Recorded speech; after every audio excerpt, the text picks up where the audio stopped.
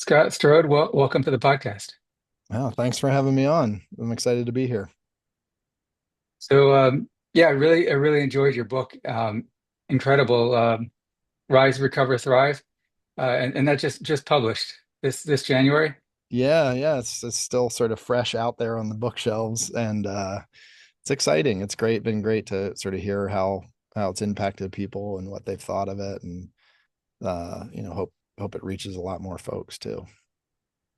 And the thing that really interests me is the Phoenix, that organization, because it reminds me of something. I had done an interview a while ago with someone about a rehab facility in California where it's really focused on physical activity. It's run by a former Navy SEAL, and they're out every morning, early in the morning, doing physical activity. And everybody goes there for at least 5 months, and they bond, and it's a great experience, but only so many people can go there, and it's only for men. And I thought, what if there was something like this for everybody? And I didn't realize you were out there the whole time. Yeah, we've been around for almost 2 decades now, but it's sort of one of those things. It's really a grassroots movement approach of empowering each other in our recovery journeys. So, we're not as well known, I think, as it should be, because considering the program's free, the only cost of admission is you have to be 48 hours sober, and you have to adhere to our code of conduct, which is essentially an ethos that we're here to lift each other up. But other than that, you can come to any Phoenix event you want, and you're empowered to be the volunteer that starts it in your community. Oh, that's great. And the Phoenix is not a rehab. It's not a 12-step program, um, but it is an organized program. And I understand you have a connection with some of the gyms and maybe other institutions around the country where people can there's a connection with I believe with CrossFit, which I don't know much about, but I know that there was one near me. There was a CrossFit I used to drive by all the time. Yeah, Um, yeah, yeah. We have partnerships there. That's how we sort of find like brick and mortar spaces and communities, is these local gym owners, and whether it's a CrossFit gym or a yoga studio or a spin studio will give us some off peak hours to allow our volunteers to come in and teach Phoenix and lead a Phoenix class. And so that's how we scale into different communities. yeah, so yeah, let's definitely come back to that. I mean, obviously the Phoenix is huge. That's something out there that people can look for in their community, or if they can't find it, they can start it. They can and I do you have is there a well, before we go back to the book and the story, is there an online component? Like, if people just absolutely don't have it near them, can they join something online? Yeah, and I'd love to talk more about that, about how our technology has evolved. But yeah, we have virtual and live stream, and we actually even have on demand Phoenix content that we're now distributing in correctional facilities across the country. So you can, pull down an educational tablet, do some Phoenix workouts. The volunteers leading those workouts are people that are formerly incarcerated, and so they're saying, hey, I was where you are, and I believe in you, that you can change your path moving forward, and I'm in recovery now, and Phoenix is here for you when you come home. Yeah. So yeah, the Phoenix is just that really got to me, that you guys are out there doing this incredible work. But yeah, let's talk about the book. And the book tells some incredible stories of kind of your origin of how you got into this from the beginning, going back to when you were a little kid, and you definitely had difficult childhood, and some things, a lot of stuff happened. Yeah, tell me about the book and how that came about. What made you decide to write the book?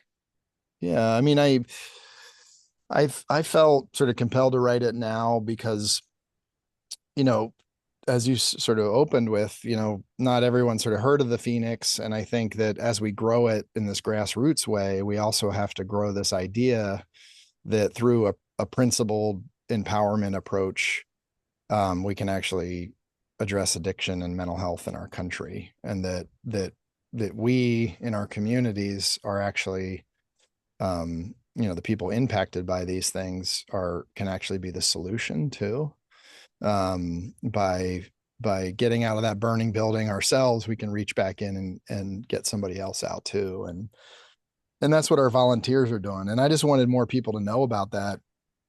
I also thought it was important to publish the book now because Phoenix does have this ethos that we're here to lift each other up. And what I see in the Phoenix community is a very nurturing, supportive, empowering place. And sometimes in 24-hour news feeds and doom scrolling through social media, you don't always see that this idea that we're here together, we're here to lift each other up. And if I've been through something tough, I can help you navigate it. If you've been through something tough, you can help me navigate it. And we're all rising from the ashes of something. And by coming together, we're stronger. And I wanted to share how this community that we see as sort of on the fringe of our society, folks coming out of jail or off the street or out of addiction, um, has actually found something that I think the rest of us could benefit from, by lifting each other up. Yeah. And tell me a little bit about the story in the book about your father and I know that you've gone through some difficult times. That your parents were divorced, and you have a chapter where you talk about a feral upbringing, and kind of Yeah. reminded me almost of there's a TV show that we've been watching, Tracker, and Tracker, he always goes back to his childhood and growing up, with his father and kind of raising them out in the woods, and kind of raising themselves and learning how to survive, and not that your story is exactly like that, but just the story of like your house, like the unfinished house. I mean, it's just really, Yeah, yeah, tell me a little bit about that. sure. I mean, I think I was really trying to lift up sort of the why behind my addiction story. I think often we're sort of treating the symptoms of a deeper pain when we're treating addiction. But the deeper pain, I think, is where we need to go if we're really going to help people heal. And then ultimately trying to keep that pain from happening for generations to come. But yeah, I mean, my father had untreated mental health struggles. My stepfather had untreated alcoholism. I grew up in a very dynamic home, no matter which place I was. If I was with my mom and my stepdad, it was trying to read sort of how many martinis did he have, or the opposite was when I was with my dad, where, um, as you shared, he ripped out a wall in our house in a manic episode, like planning to build an addition, but never did. So he just put plastic up over it. So we had three walls on the first floor. We didn't have heat. We had a little space heater just in the one bedroom that we all slept in one bed. There wasn't indoor plumbing. We had to go out to an outhouse, and we often hunted for the food we ate. Growing up in rural Pennsylvania, we'd share the one rabbit we were able to shoot that day, and a box of Cheez-Its was dinner. And for four people, that's not a lot.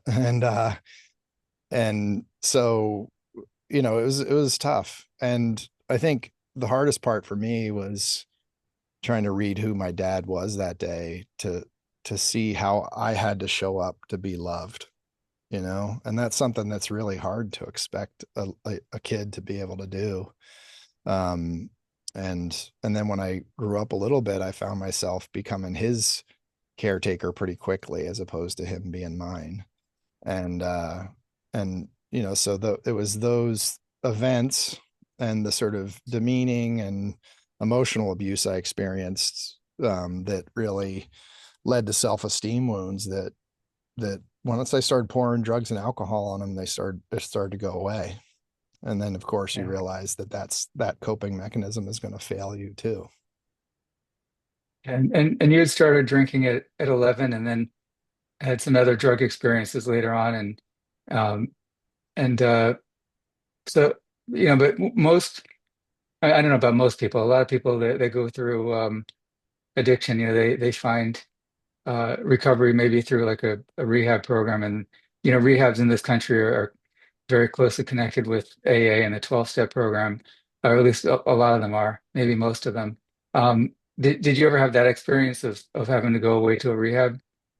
I didn't. It probably would have helped me. I didn't really know what the path was to get into recovery.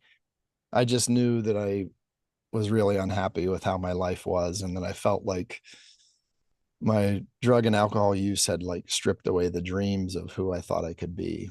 And I wanted a better life. I just didn't know how to get there.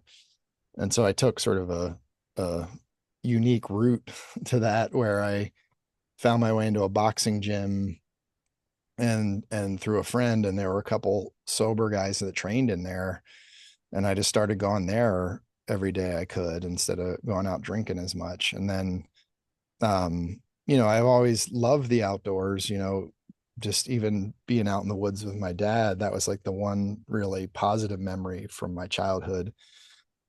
And I wanted to reconnect to the outdoors. So I said, I want to get outdoorsy and went to this outdoor store and asked the guy, I was like, what do I need to be outdoorsy? And he said, you need a Gore-Tex jacket. So I bought one and I walked out the door and I saw this brochure for climbing. And it just looked so foreign to me, this idea that somebody could climb up. There was an ice climb and they had their ice axes in and they're, hanging off this ice cliff. And I just felt compelled to try it. And I stayed sober the night before so I could go climb. And I did terrible at it. I was like struggled my way up it, I was falling off and sweating and my jacket's riding up and my belly's on the ice, and it just felt like the way I was struggling through life was what was happening to me there on the ice. But the guide had climbed it effortlessly, and it gave me something to aspire to. I looked at him and I said, maybe someday I can climb like him. And that got me focused. Every couple weekends when I'd save up money, I'd stay sober the night before and I'd go climb. And that was the beginning, that between that and the boxing, of me sort of redefining myself as something other than just my addiction. Yeah. And you talk about mindfulness, and a lot of people try to be mindful and they think about mindfulness, and it's kind of hard to be aware of yourself and mindful of the present moment. But you talk about how when you're climbing, like it kind of forces mindfulness and being in the moment. Yeah, it does. It's there's something about it, whether it's on rock or ice or big mountains or whatever it is. Like when you're holding on to that little handhold and you're 60 feet above the ground and gravity's fighting you, as you're going up, everything else seems to sort of drift away and melt away, and you're just in that moment. And that was very grounding for me. I was spent so much time in my drug and alcohol use trying to be outside of my body and my mind, that all of a sudden I was starting to go inward, and ultimately that's where we can do the healing, right? We never find something externally that can solve it for us. It's an inside job, but that focus and that sort of meditation that I found, and I found it in endurance sports too. When you're out for a run and you just all of a sudden, it's like you're looking down at your body running, but your mind is sort of clear and separate from that. That meditative state that you find in endurance sports too is really powerful for me. And I started chasing that instead of the high. Yeah. And physical activity is really like super helpful for getting through especially the early stages of addiction and drug dependence. Even for people who are dependent on drugs that are not even necessarily addictive, that I work with a lot of people that are trying to come off of benzodiazepines, and they don't always have an addiction issue, but they have an issue with overcoming the withdrawal effects of coming off of the drug and having the rebound anxiety, insomnia, and all kinds of other symptoms that come with that. And physical activity is always almost always helpful. If a person can just get outside and go for a walk, just get out in the fresh air, and but that's the hard part of when you're laying in bed and you feel like I should just lay in bed and kind of sleep this off, and then same thing the next day and the next day. Like how do you recommend people motivate themselves just to get outside and do something? Yeah, I mean, I think the in some ways that's the beauty of the Phoenix, is that I started to realize that the triathlon finish line or the top of the mountain wasn't really the magic. The magic was the people I shared the path with. And so the Phoenix is a community that, anybody can come to if you're 48 hours sober. Maybe you struggled, or maybe it's just somebody you love and care about that struggled. but you would find it cathartic to be around other people who are healing from those same struggles. And so, you just come to the Phoenix and you'll be surrounded with people who want to go do those things with you. And that like sense of community is can be something that helps keep you anchored in this new way of living, moving your body, clearing your mind by doing so.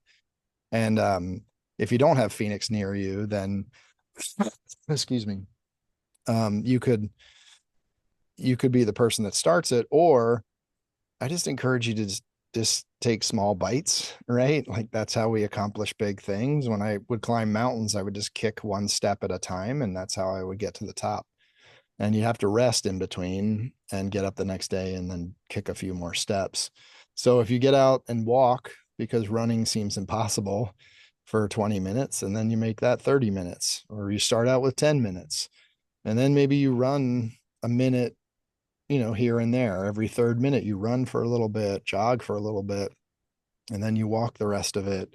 And then you add a few more minutes where you're jogging. And next thing you know, you might jog a third of that whole walk. And that's how I started. When I went, my coach, I was boxing, he said, get out there and do road work. You need to start running for your cardio. And I was still smoking cigarettes. I was early in my sobriety. And I ran like 300 yards and I was huffing and puffing and like pale white and had to walk home.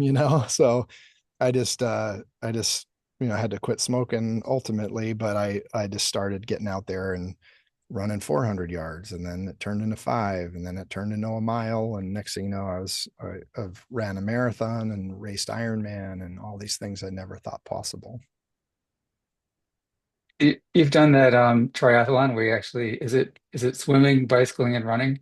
Yeah, swim, bike, run, um, and this is it. This is an interesting time in my life too. I talk about in the book, but I was still battling that, like trying to find my emotional well-being outside of me, um, thing. And I did a triathlon, then I had to do a half Ironman, which is a really long distance. Then I had to do an Ironman, which is 2.5 mile swim, 112-mile bike or 120-mile bike. I can't even remember now, but then a full marathon after. And then I decided I wanted to try to qualify for the world championship, and I had to race the whole thing faster. And I just started to be, um, I started to feel empty at the finish line because I didn't have something else on this calendar to train for. And that's when I had that moment of like, it's really the training with people that's the magic. The goal is incredible to accomplish, but it's the people you fist bump with and high five with when you accomplish those goals that is really what's important. Yeah. So how big is the Phoenix now? Like you've been doing this for 2 decades. How many people have you helped, and how many people are involved? Yeah, we've reached about 800,000 people since we started. But I think what is really incredible about that is that the bulk of that growth came in the last 5 years. And this last 5 years has just been incredible because we found a group of we're a nonprofit, so we had to find sort of catalytic funders to come alongside us, and they also shared this vision of like a principled approach towards approaching addiction. I think too often we sort of think like, and you can see this from the residual sort of ripple of the war on drugs, like we'll incarcerate our way out of this, or if we come up with enough drugs to get you off a drug, that maybe we can keep you off drugs, but then later we might have to get you off those drugs.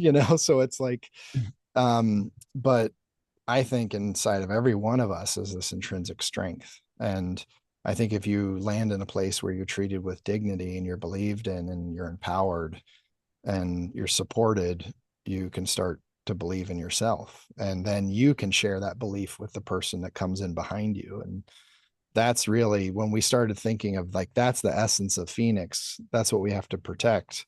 But as far as how we grow, let's be more open to that. Um, that's when we hit that hockey stick growth and we started having volunteers reach out and say, hey, could Phoenix be a book club? Could it be a social event? Could it be art night? Could it be songwriting workshops? And we started adding all these things, and the front door of Phoenix kept getting bigger and bigger. And because those events were meaningful to the person leading them, it had the same power and magic as the activities did. And so that's now how we've reached almost 1 million people. We're trying to hit 1 million people this year. So if you want to come to Phoenix or be a volunteer to help it reach further, you can help us towards that goal. Yeah, when you mentioned nonprofit and volunteers, I right away, because having kids that have recently been in high school and one in high school now, I right away think of high school volunteering. They always need those hours. Yeah. Yeah, that's a great way to go. We need to figure out eventually getting Phoenix specific youth funding to launch our youth program. We still serve 18 and up, but I think as far as like young adults, coming in and helping volunteer, especially even on college campuses, where drinking such a powerful culture. I for example, when Phoenix first started, I spoke at a UC Boulder, and we were in this room with kids who've been impacted by alcohol, and they had to go to this class, so they brought in Phoenix to talk to them. And I said, "Why'd you guys pick this school?" And they said, "Oh, because it's such a great party school." And I said, "Any other reason?" They're like, "Yeah, because it's in Colorado. It's beautiful. It's outdoors. Look at all those mountains like out the window." And I said, "How many of you have been to the mountains?" And almost no one raised their hand. And I was like, let's get outside, let's get out there in those mountains. And I guarantee the more you're out there, the less you're going to be in here. And so I think it's just empowering people into that is really where it became a movement. And then utilizing technology. So we started our Phoenix app, and we realized that we could bring other partners onto that app, that were solving unique challenges, like, for example, Seek Healing, which helps people overcoming trauma, or Ben's Friends, which does recovery meetups for people in the food service industry. And we added about 60 partners to our app, and we realized, let's make it 600 or 6,000. And so we rebranded our app as New Form. A new form of digital community is where the name comes from. And this idea that every click and swipe is there to lift you up, not pull you down. The same ethos is there as at Phoenix. Can or do you have like periodic events, like maybe like so many times a year, like large groups of people gather somewhere? Yeah, one of our like truly epic events is Moab, Utah. We go to Moab, Utah every year. This year it'll be in the fall, so it's will be in September sometime.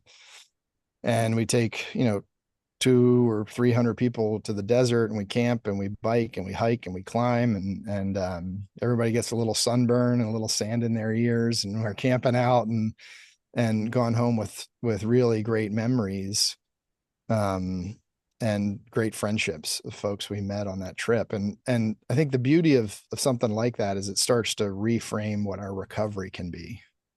It can be a life that's so much bigger than the life we had in our addiction. But sometimes it takes other people walking alongside you for you to be able to see that for yourself. Yeah, yeah. The college campus thing, that sounds great, because I know kids in college, they sometimes they don't know that they don't have to drink. That there's more to life than going finding where the party is or what club to go to, and and what they're going to drink that night, and and all that stuff is so stressful, and that you don't have to stay up late in the weekend or go out drinking or come home drunk. That there's other, not if everybody even gets addicted to alcohol, but they just go through college kind of holding themselves back, just drinking too much or trying drugs and whatever, and that there are other ways to live. Yeah, I think that's a great message. And I think too, what's special about like jumping into the new form app and like finding an event near you, a Phoenix event or one of the other partner events, is that you break down that sort of social anxiety, right? Part of the reason I drank when I was young is I felt uncomfortable because of my self-esteem wounds being in rooms I was interacting with people without a drink or a drug in my system. And I don't think that's that different for folks, say, in that college experience. But when you show up at a Phoenix event, you're automatically framing the culture. Hey man, we're here to lift each other up. As long as you're 48 hours sober, you can be here. by the way, have you ever tried climbing? Go ahead, tying the rope. I'm here for you. And you build this community really quickly. And then those become your friends that you're out with on the weekend, getting up early to get that alpine start, start climbing something or go for that run together. Or, even if you don't have the means to do some of those other activities, you can always get a pair of running shoes and start a Phoenix running group. Yeah. Yeah. There's always ways to figure out how to work that stuff in. Like, uh, even in my life, just trying to find a way I can run. I figured out that the other day I was moving some bricks from one side of the yard to the other, and I didn't really want to go outside in the street and run in front of people. And I figured out, wearing my watch and tracking my heart rate, that just that run around the backyard back and forth, that could be my workout. Yep, You can just start small with something like that. exactly. And now that I'm a dad now, which is incredible because I get to sort of try to give my kids a very different experience than what I had as a kid.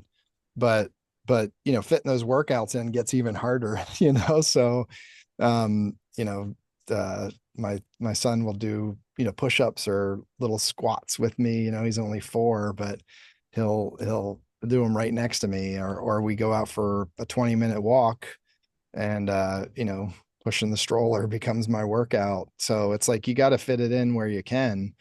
And but still what happens is you go into those things, usually stressed about life and all the pressures you're feeling, and you leave lifted, right? Because you've kind of cleared that cognitive workbench with that exercise, and the stress kind of melts away. The same focus I found on a climb you can find in just those moments, even if it's doing shuttle runs with bricks to move them across your yard. Yeah.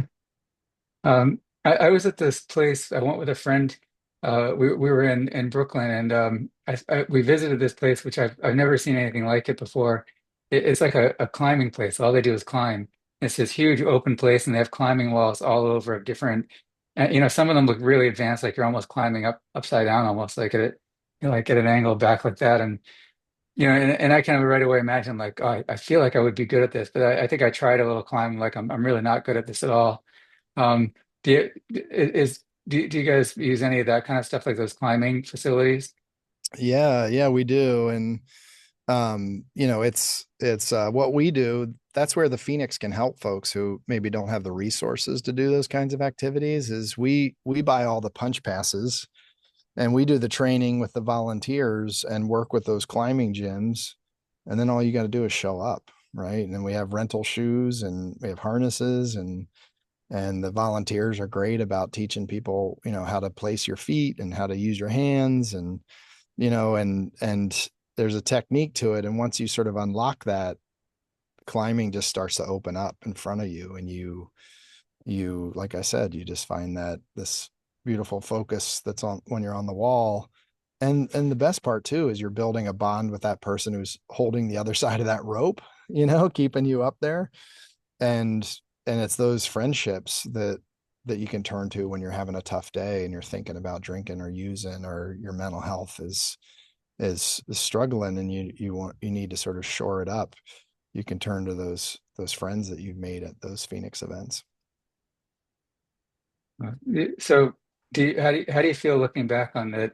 I'm sure you reflected a lot writing the book, um, from where you started and to where you are now, that you've started in a difficult situation, kind of raising yourself out in the woods and dealing with your family and drinking from 11 years old to getting sober. And now you've reached almost 1 million people, and really helped a lot of people and started like an incredible program that I'm sure a lot of people are involved in helping you build the program. But just from that beginning and now that here's where you are today. Yeah, I mean it's wild to reflect on sometimes. And what it makes me think of is that every single person who's experienced addiction or mental health struggles today has these unique gifts they can contribute to the world. If we could maybe be there for them to help them step into recovery or healing. And I've seen over and over again that happen, where somebody comes into Phoenix and a year later, they're the one leading the class. They're the one lifting other people up. They're the ones who are coaching or starting Phoenix in a new community.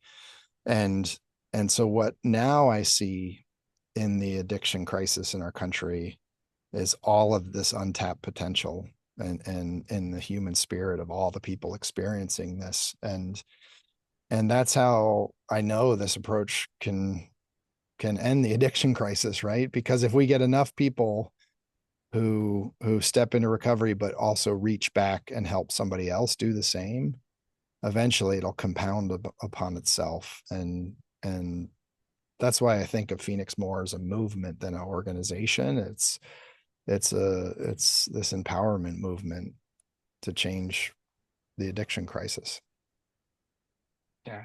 And I don't think anybody, um, I, I don't think people know what to do about it. You know, they try so many different things. You know, let's legalize drugs, let's not legalize them, let's go after the supplier, let's, um, try different programs and throwing money at different programs. And still you go through like cities like San Francisco, Seattle, New York, and you just see mental health issues and drug problems everywhere. You know, people shooting up fentanyl in alleys, and it's just kind of a normal thing now for a lot of people to just see all that on the streets. And like you said, there's just if only there was a solution, there's a lot of potential to turn Yeah, things around.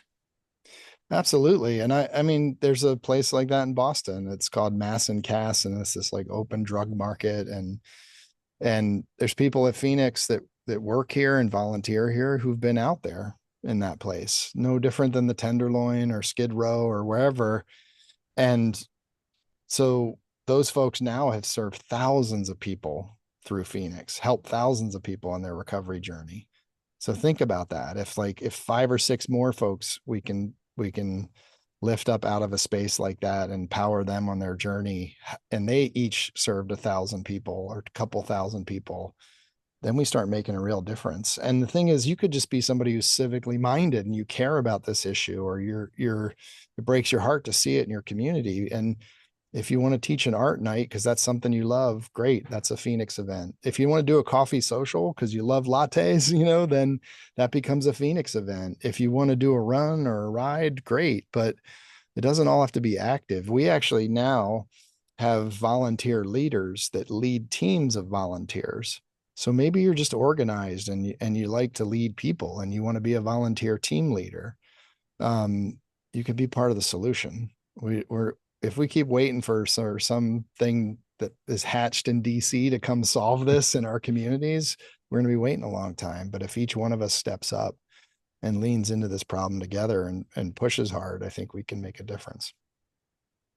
Yeah, so it's not just rock climbing, running, and boxing and all the physical stuff. There's also music, and I assume music also is part. There's art, music. Music is really a great thing for people to get involved in when they're in early recovery. Yeah, for sure. Like for example, we're partnered with the Divided Sky Foundation to do a thing called Music on the Mountain this summer, and it's up in Vermont, and it's for the recovery community. It's a drug and alcohol free music event on a chemo mountain, and we have a bunch of great bands coming, and we're just going to crush a bunch of mocktails and eat some good food and sit outside on the slopes of a mountain and listen to great music. And that's what recovery can look like. We're creating sober spaces at big music festivals and venues through a campaign called 1 Million Strong. And we're trying to serve 1 million people in the music industry that have been impacted by substance use or in the fan base. So it's like we have to keep um, coming up with innovative approaches to this thing to really address it. And I'll just share like a business sort of mindset that really helped me in growing the Phoenix movement, which is this entrepreneurial sort of term called creative destruction. Let's build something so much better today that what we had yesterday becomes obsolete. And you could kind of think of like payphones were to cell phones, or typewriters were to laptops, or laptops were to smartphones. So it's what is the next innovation that's really going to bring hope and empowerment and opportunity to people impacted by substance use and mental health struggles. And to me, that's why we started New Form. We took our own app. We could have just run our own app and served Phoenix and done a great job with that. But we wanted to give those tools to every other nonprofit that works on this issue, because that's how we're really going to reach scale and start to put a dent in the people impact numbers, that reach and solve this issue, is by bringing everybody alongside us. And that way our scale can scale all these other organizations too. And that's creative destruction. So what's next? I don't know, but we're going to figure it out, and we'll do it with people that are share our values and believe in people, and on to the next evolution. So the app, is it your app that you created, or is it and then It you've opened it is. up to bring other people in with it? Yep. Yep. It's our app. But if you look up newform.org, you can find it. Or if you even look up the Phoenix in the App Store, New Form will come up. But yeah, a new form of digital community. And within there, not everybody's struggled with substance use. Some folks, it's more mental health leaning. For other folks, it's coming out of the criminal justice system and having to do that trauma work that helped them heal from that pain that put them there in the first place. And so we have as many partners as we can. So it's for two different audiences. If you're a nonprofit that works on this issue, we'd love to have you on New Form as a resource. And your members can be helped by Phoenix, and Phoenix members can be helped by you. And then if you're somebody who's, wanting to be a volunteer, you could jump on there. Or if you've been struggling yourself, jump on there, and it's free. Not all the resources on there. Some of the organizations have fees for their courses or classes, but Phoenix is free. So Yeah. jump in, come to some Phoenix, and be a volunteer to help us in this. I think it's, we're sort of like hope soldiers out there trying to bring hope to people that really need it. And I think our country needs that right now. Yeah. It does sound like a great approach rather than competing to form partnerships with everybody else trying to do the same kind of work. Yeah, it's a marketplace of healing. I think of it this way. For years, somebody would say, "Hey, I'm struggling. Can you help me? I need this, that, these three resources to kind of like get on this path of recovery." And I'd spend all the hours in my day, calling the people I know who have a bed at that treatment center, and that guy that works at the shelter who might help them in that job placement program. Why not just bring them onto one platform? So they're a click away, and it's right there in front of you. And just by downloading that one app, you can find a path to rising from the ashes of your addiction. Yeah. Yeah. Right away. All I can think now is like, I just can't wait to, when we finish talking, I want to go look at the app now. Yeah, jump in there. Yeah, jump in there and poke around, join a bunch of groups in your area, and you'll see, everything from art night. The sober pet friend group is like one of the biggest groups on the app, so people go out and walk their dogs together and just, post cat pictures and whatever else. But it's just finding new friends and people to support you in this journey. That's really what it's about. That's incredible. So, so that's probably maybe a great way to get involved. Like the first step would be to just download that app. If you have any kind of device that can, and I assume is it Android and iPhone, or iOS and Mhm. Android? Yeah, it is. And there's a web portal for partner organizations. So if you're, I don't know, if you're a treatment center, or you're, help folks that are in the foster care system, or you're a workforce development program, or whoever, you can set up a profile there, and then your alumni can find Phoenix and these other resources, and then our alumni can find you, which you can help them rise too.